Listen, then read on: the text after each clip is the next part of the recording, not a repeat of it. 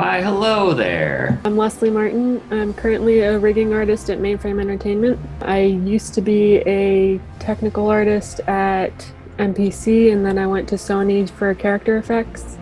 And those are both cloth, hair, fur simulation. And then I went into rigging at Mainframe, which is putting the bones in so the characters can move properly. Nice.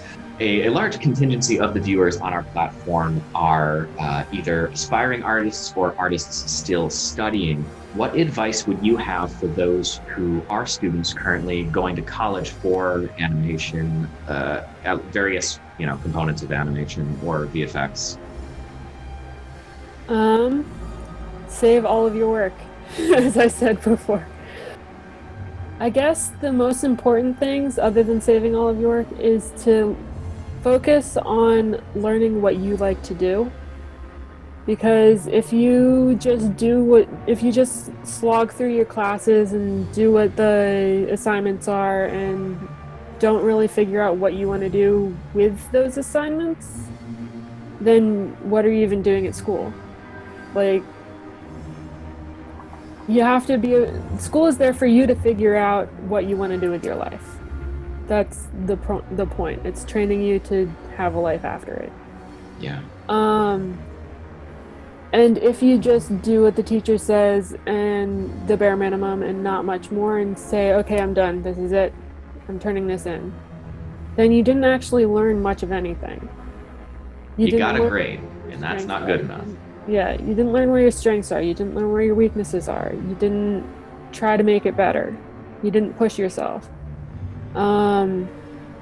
So that's the most important thing, is to cater the elements in your assignments to what you think you want to do. And if you end up not liking that, then find something else that you might want to do and do that. And then if you do like that, then that's the thing that you want to focus on. But if you don't like that, then find something else. There are so many different aspects to animation, and you don't have to like all of them. You don't have to be a generalist. You can find something to specialize in, and that's great. Also, if you do like a lot of things, you can be a generalist.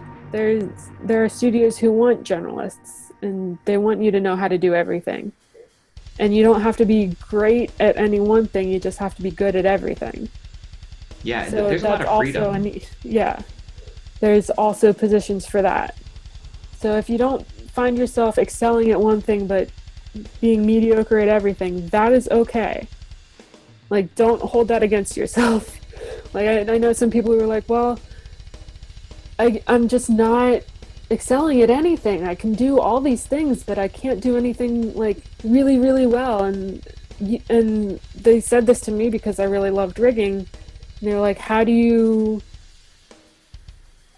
excel at that one thing? And it's like, well, because I don't like the other things. Yeah. So I focus on the thing I like. But you like all the things, so focus on all the things. That is also a position that needs to be filled. Another thing is focus on the classes you hate as well. At SCAD, Media Literacy Theory was the worst class. I hated it. It was awful. It is the most useful class that I took at SCAD, probably. Especially in grad school, people kept referencing Marshall McLuhan and all these other concepts that I had no idea were a thing before Media Literacy Theory, and I'm really glad that I actually took notes in that class and kept them on my Google Drive so I could refer back to them, keep everything.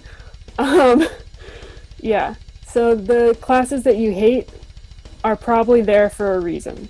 Yeah. There's also a class at A&M that I ended up not taking because it was too much to take at the time. I had too much going on. But I ended up dropping it because it was too mathematical and technical, and it was basically teaching us how to do simulations and stuff without the actual graphical user interface. So it's the math and all that behind them, and I really wish I had knew all that now. That would be so cool to know. But I couldn't take it at the time, and it was the most complicated class that I had at the time, so I dropped it for other reasons, for my mental health. And I'm not upset that I did that because I was able to function that semester, but Exactly. it also would have been really cool to take. So think about why you don't like the classes you don't like, and think about maybe they might be helpful in the future. Very true. That's all really good advice. For those who have graduated college, maybe they're looking for their first job in the industry, or maybe they've graduated a while ago and they just haven't really been able to break in yet. What advice would you give to those looking for jobs, finding themselves thrown into this situation in which we're working? Don't give up and talk to everyone. Networking is the most important thing for finding a job in the animation industry. LinkedIn is your friend. If you don't have a LinkedIn, get one and connect with all of the people that you know on it. It's a great way to get an in on. It's a great way to get an in on talking to recruiters. If you apply for a position online and then message the recruiter on LinkedIn, you're gonna get a job much more easily than if you just cold apply and don't bring it to anyone's attention.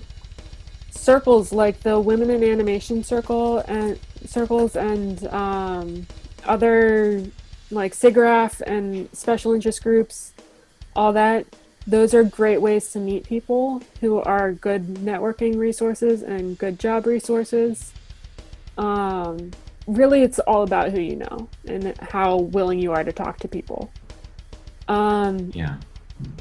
If you are uncomfortable talking to people, or you're shy, or you're introverted, the most important thing you can probably do is practice talking to people. It sucks. If you're not an extrovert like me, I get it. Well, I probably don't get it because I'm an extrovert, but I get that you are probably uncomfortable, but it will become more comfortable with practice, probably.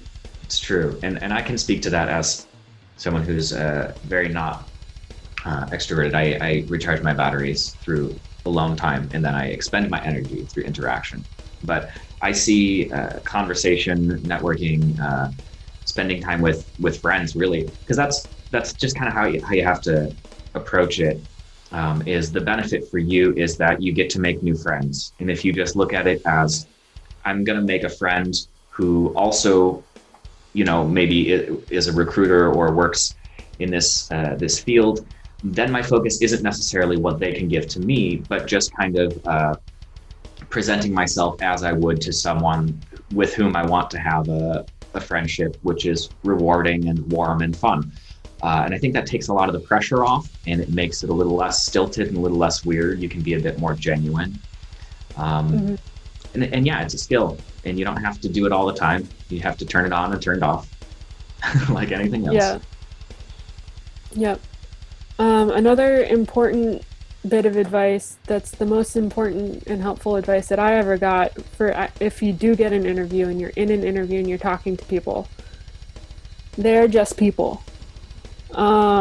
This was advice given to me by Microsoft when I was doing a mock interview with them. Well, like informational interview, I guess, at SCAD. And I was super nervous because it's Microsoft. And I was a freshman or a sophomore or something. I should not have been talking to them yet, but I was talking to them after their presentation, and they were like, "Oh, you seem really cool. You should have an interview with us." And Pat Helbig, the career advisor, was like, "Okay, there's not really time, but I guess we'll make it because you want it." And I was like, "What did I get myself into?" So I went to the interview. It was my first interview ever with anyone.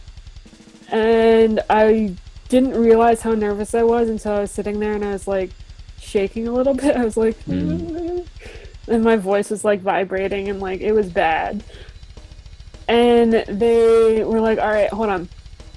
We're just going to stop for a minute and we're going to let you collect yourself. And I want you to know that we're just people. We are not the face of Microsoft. We are not big and powerful. We're just people that want to connect with you on a people level. Like, just show us what kind of person you are." It's going to be okay. And I've remembered that in every interview ever since. It's just like, okay, these people can give me a job or they can deny me a job and I can really mess it up, or I can just act like they're people and treat them like people and learn to connect with them on a human level and show them who I am and learn who they are. And that's how you actually get a connection. It's true. And the thing is, like, it's important not to beat yourself up too much if you bomb an interview, because if you bomb an interview and the person that you're interviewing with is having a great day and can really see who you are through your fumbling, and maybe they even find it funny, you still might get a job offer. Or vice versa. Yeah. Maybe you ace an interview, but they're kind of having an off day and you're not really connecting. You might not get a job offer. So just don't beat yourself up. Like you said, you just approach it as on a human level, and that's literally all you can do. Yep. Well, thank you so much. Unless you have any final words for us, I think this has been fantastic. No problem. I don't think I have any awesome parting words, but those were awesome parting words. Awesome. Follow your passion. Yes. If people want to connect with you, if people want to connect with you, where can they find you? You can find me on LinkedIn. In your connection message, just tell me you found me through the video. If I don't know you and you don't put that message in, I might not connect with you, just because I do like to know where people are coming from. Totally unless fair. You're a recruiter, then I'll always connect with you. Awesome. But yeah, if you're a normal people person, then be sure to put like where you found me so that I will connect with you. I think my LinkedIn URL is LEMartin3, like LEMARTIN 3, number 3. Yep. And just make sure it's the Leslie Martin who is a rigger and worked at MVC and mainframe and all that stuff. Yeah, the coolest one. The coolest one, obviously. Yeah, obviously. Awesome. Hey, thanks for watching that video. If you liked what you saw, give us a like. If you didn't, don't. Head on over to thehungrycreatures.com for more episodes, short films, or to sign up for our free magazine. Catchphrase.